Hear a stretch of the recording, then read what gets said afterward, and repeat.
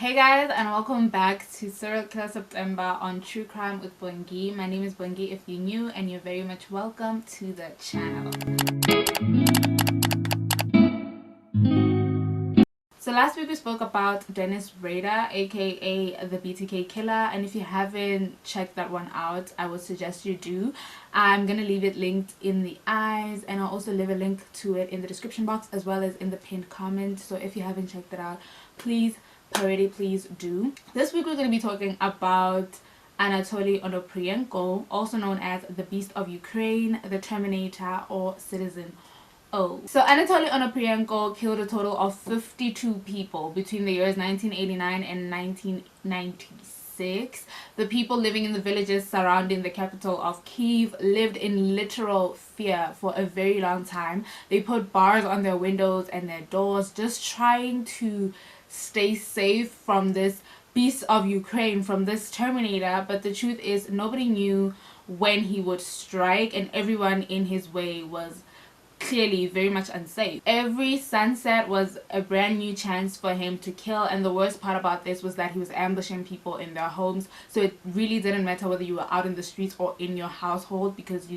if you were living in any of the villages surrounding Kyiv, you were just not safe. Families were distraught, communities petrified, and when the man responsible for these killings was finally apprehended in April of 1996, people in the communities felt like they could finally exhale, but nothing could ever go back to normal ever again, because they were permanently scarred, their hearts permanently broken, and lives forever lost. Today's video is about Anatoly Onoprienko, also known as the Beast of Ukraine. So Anatoly Onoprienko was born on the 25th of July 1959, meaning he is a Leo, and he was born in the town of Lasky in northern Ukraine at the time when the country was under Soviet control. His mother died when he was just 4 years old, and he was left with his older brother, who was 13 years his senior, and his alcoholic and abusive father, Yuri Muzola. When Anatoly was 7 years old, for some reason his father decided that he wanted to send him away to an orphanage, even though Anatoly at the time was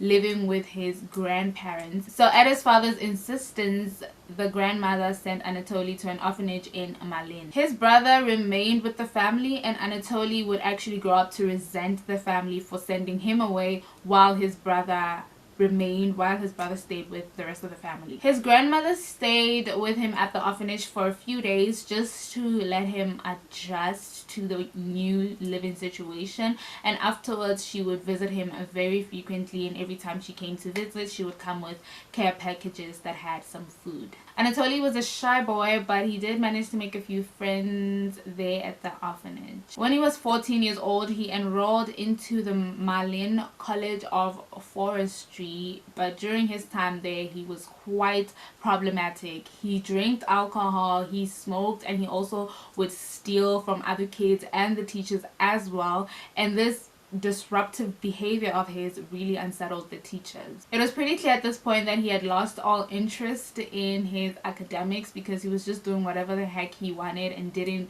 care to listen to the teachers.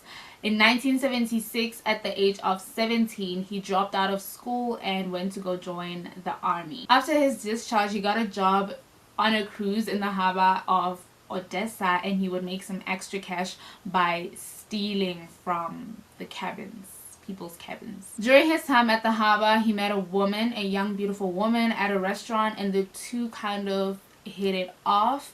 Pretty quickly into the relationship, the lady fell pregnant, and so Onoprienko left his job to go become this family man.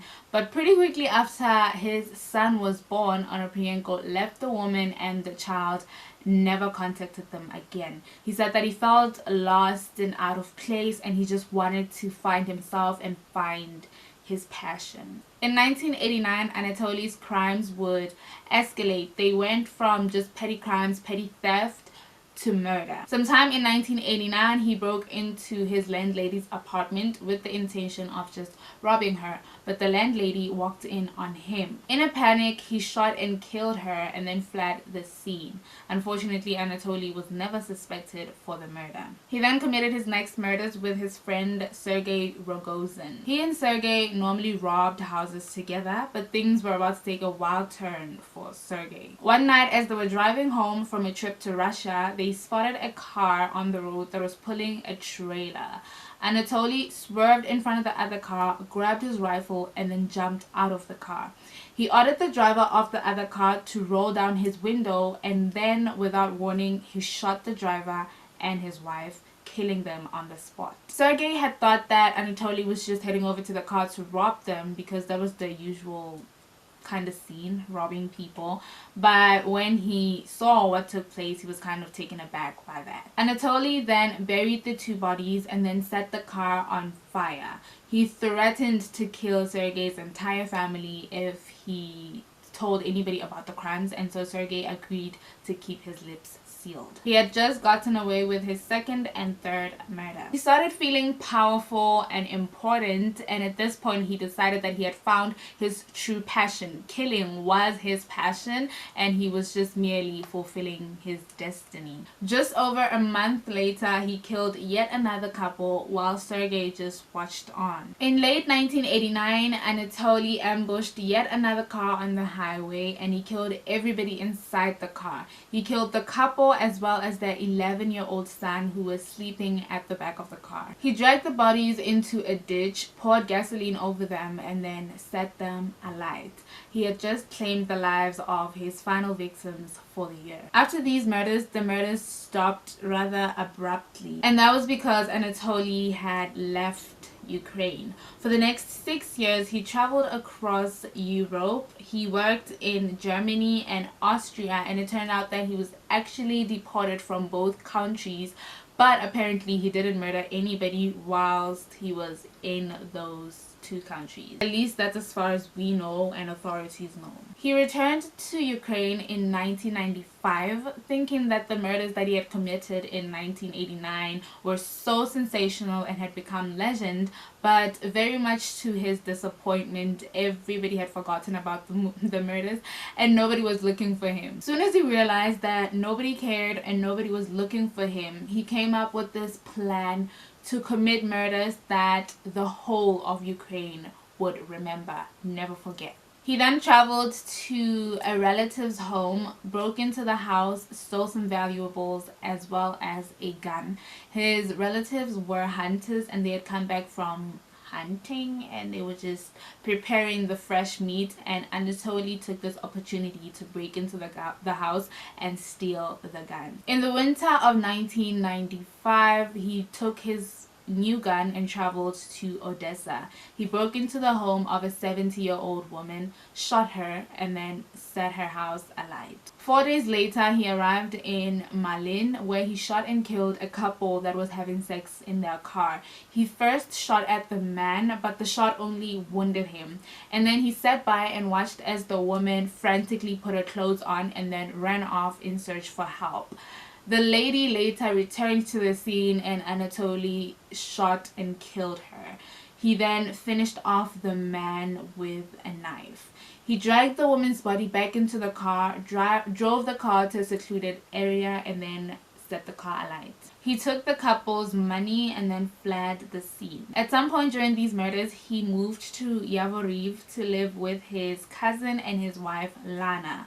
Lana got a bit suspicious of Anatoly after finding a rifle underneath Anatoly's bed, and so she begged her husband to get this man out of their house because she didn't feel safe living underneath the same roof with Anatoly. But her husband really felt guilty. He felt like he would be deserting his cousin if he just kicked him out, and so he put in a nice word for Anatoly to a nice young woman called Anna Kazak who lived nearby with her 2 children. Anna Kazak was a hairdresser in Yavoriv. She was a divorced single mother of 2 boys, desperately looking for love. Although Anatoly's cousin did feel like the two would get along well, he also knew that Anna had a spare room at her apartment, and the goal was basically just to get Anatoly to move out and move in with Anna. Since she was lonely and desperately looking for love, and he was trying to get this guy out of his house, it just seemed like a bit of a win-win situation. He introduced them at a party, and it seemed like his instincts were right because the two did get along well.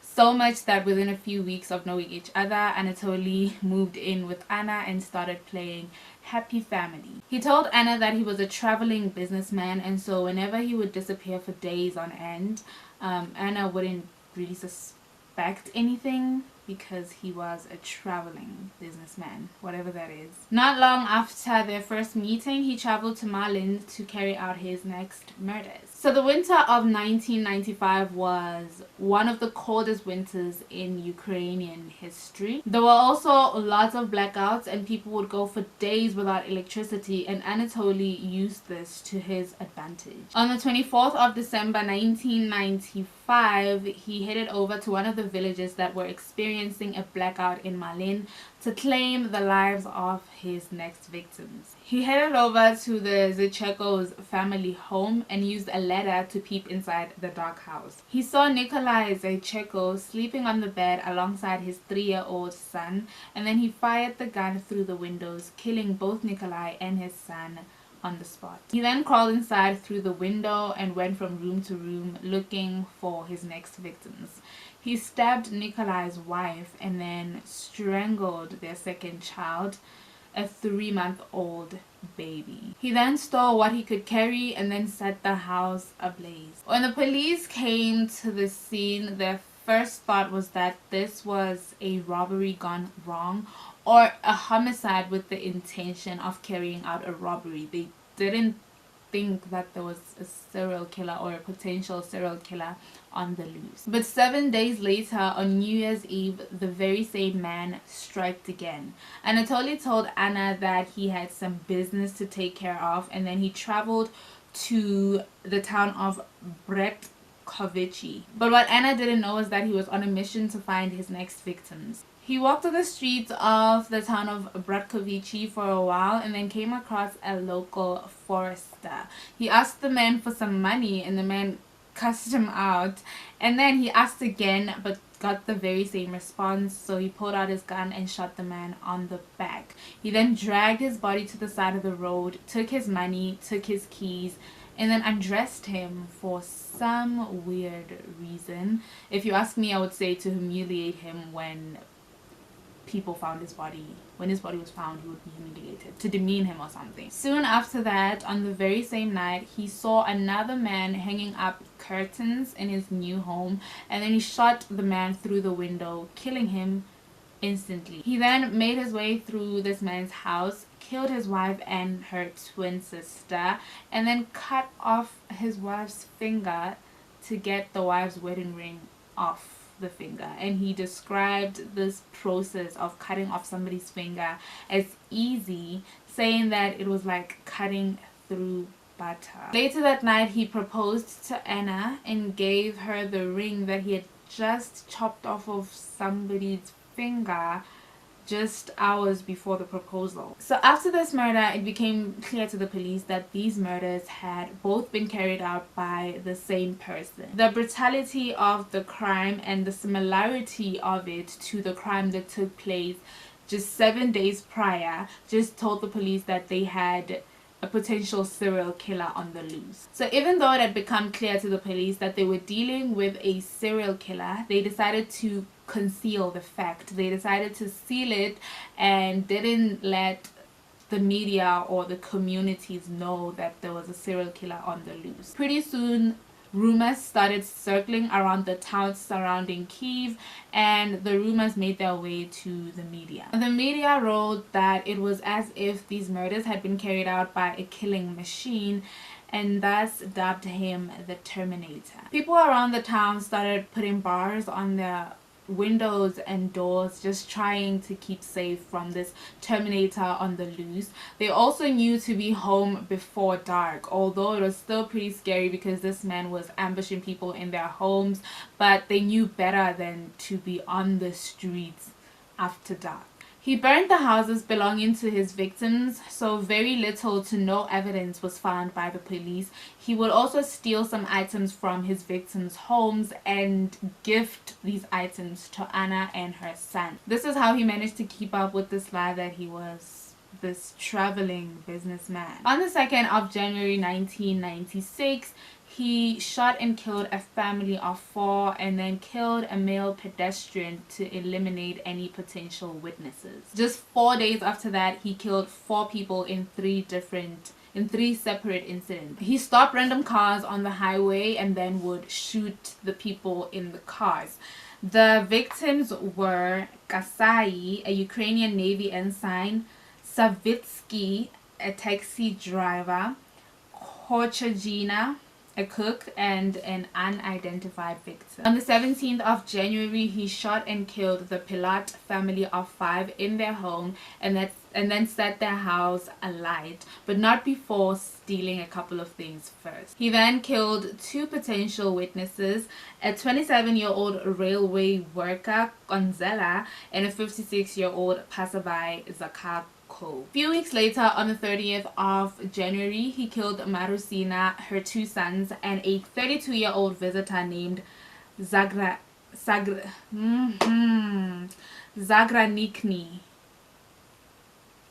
On the 19th of February, he killed the Dubchak family in their home in Olevsk. He shot and killed the father and the son, and then he mauled the mother to death with a hammer, and then he did the same thing to the daughter after the daughter refused to give him any money. On the 27th of February, the Bodnarchuk family were killed in their home in Malin. He shot both the parents and then hacked their 2 daughters, who were both 7 and 8 years old. They were just babies. He hacked them to death with an axe. An hour later, he shot and killed a neighboring businessman called Tsak, who was wandering around the Bodnarchuk family home, and then he hacked his corpse afterwards. On March the 22nd, the Novosad family of 4 would become his very last victim. He shot and killed all 4 family members and then set their house alight. So his modus operandi, the way that he conducted this murders, was that he would find a home in the dark, right, in the dark of the night, find a home, and then he would create some noise outside, some destruction. So the men of the family, the head of the household, would then go outside to check this noise out, and then he would shoot the man outside. He would then make his way through the house and then kill the eldest first before focusing his attention on the kids. He would then steal a couple of items from the home and then set the house alight. In March of 1996, the security services of Ukraine and the public prosecutor's office specialists detained 26-year-old Yuri Muzola in relation to the crimes. They thought that he was the Terminator, but they were wrong. They actually ended up torturing Yuri to death, and only 17 days later, Anatoly Onoprienko would be found as the real and actual Terminator. So the police knew the type of weapon that was being used to carry out these murders. They knew that most of these crime scenes had common marks that could only be made by a sort of shotgun. And so they put the word out and they started, you know, going from household to household just looking for this gun. They were searching tirelessly for this gun, and then suddenly on the 14th of April 1996, they received a call from a very concerned resident of Yavoriv. This person told the police that he had seen his neighbor walk out of his apartment with a shotgun and that he was trying to conceal it, but he saw him and he decided to inform the police because he thought that this person could potentially be the Terminator. So once the police had received this information, they decided to start investigating this suspect. This was 37-year-old Anatoly Onoprienko. So on the 16th of April, police arrived at Anatoly's apartment building in unmarked cars, and they blocked off all possible exits. Neighbors had told them that Anatoly was a very unsocial person and that he wouldn't even open up the door to a stranger. So the police had to come up with a plan to try and find a way to get that man to open that door up for them. So on the 16th, they knew that his fiancée Anna had went to visit her family for Easter and that she would be returning later on that day. So they decided to use that opportunity to enter the house. They knew that if they knocked on the door later on the day, he would think that it was Anna coming back home and would open up the door, and that's exactly what they did. They knocked on the door and Anatoly Onoprienko opened up, thinking that it was his fiancée. When he opened the door, the police were actually shocked to see this small man with reddish brown hair standing there, because they were like, there's no way this man is our guy, you know, there's no way. But he was their guy. But anyway, they forced their way into the house, and then they asked Onoprienko to provide them with an ID. Instead of cooperating, Anatoly actually launched for a rifle, but thankfully the police were able to restrain him. They quickly restrained him and started going through the house trying to find the ID. And instead of the ID, well, they did find the ID, but they also found some evidence as well. They found a couple of stuff that had been missing from the victims' homes and a gun that had also been stolen at one of his crime scenes, and that's how they actually knew that they had the actual guy. Anatoly Onoprienko was then took to the police station while other investigators stayed behind to continue searching the house. At the end of the search, 122 items belonging to the victims were recovered. Anna also arrived later that day and was completely clueless. According to her knowledge, Anatoly was this traveling businessman. He was a loving and the most gentle lover she's ever been with, and that he was a very loving stepfather to her children. But she couldn't argue with all the evidence that was mounting against Anatoly, and so he started giving the police the dates in which Anatoly was not home, went away on business, and those dates corroborated with the dates of the murders. The police just knew that they had this guy. This was the Terminator. This was the Beast of Ukraine. They had it. I actually wonder what Anna's reaction was when she found out that her engagement ring belonged to one of the victims. She probably didn't know at that point that it had been chopped off the victim's finger, but still, like, her ring belonged to one of Anatoly's victims. Back at the interrogation room, Anatoly was not cooperating at all. He was denying everything. He said that the suspicious things that the police found at his house actually belonged to his friend. But after several hours of interrogation, he finally decided to confess to everything. He not only confessed to the murders that he had carried out in 1995 and 1996, he also decided to confess to the murders that took place in 1989 and ended up confessing to a total of 52 murders, some of which the police didn't know he was linked to. The local police then handed him over to the Ukrainian Interim Ministry, which is the top law enforcement office in the country. But when Anatoly got there, he became a difficult prisoner. He had all these demands and even told the officers at the interim ministry that he would not talk to them at all if they didn't give him what he wanted. It would take the ministry months of intense interrogation and negotiations to finally get Anatoly to speak. But eventually he did crack and even agreed to take authorities to his crime scenes and walk them through his murders. On the 28th of June 1997, the police drove him to the villages in which he had terrorized and gave him a dummy to demonstrate how he had carried out the murders. He explained each and every single one of the murders so calmly and gave them details that they didn't even know. Afterwards, a panel of psychologists came in to interview him. And Anatoly, during this interview, he said that he heard voices, and these voices told him told him to do everything that he did. He also claimed that these voices gave him information, and some of this information not even the president had access to. He was trying to make it seem like he wasn't in control of his actions, like he wasn't in control of his mind, like he had some sort of possession or something. But after 28 hours of questioning, the psychologist decided that Anatoly had no mental problems, especially not at the time of the murders. They decided that he knew the distinction between right and wrong and was in full control of his actions, and therefore he was very much competent to stand trial. They reached this conclusion that the stories that he was giving about God and Satan and these voices were just yet another scheme or ploy to get even more attention. Sometime during the questioning of the police, Anatoly also told the police that the reason why he had killed the children was to save them from becoming orphans. He said that he himself had grown up at an orphanage, and since he had already killed their parents, he just thought it would be right to kill them as well to save them from living life as an orphan. His trial began on the 23rd of November 1998 in the town of Zitome, which had jurisdiction over several of his crime scenes. He was escorted into the courtroom by 15 police officers and was also put in a steel cage. His friend Sergei Rogozin had also been charged with the 1989 murders, and he was sitting alongside Anatoly in this metal cage.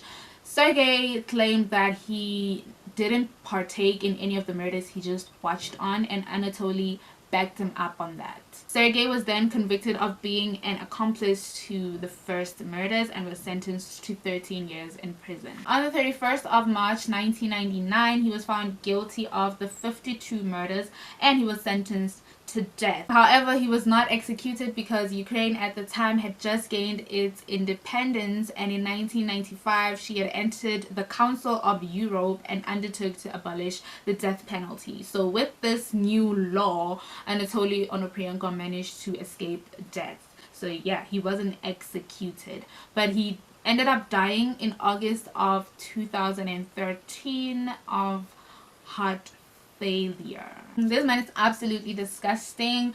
I don't know how come he's not as famous as like Ted Bundy, Jeffrey Dahmer, and other horrible people, because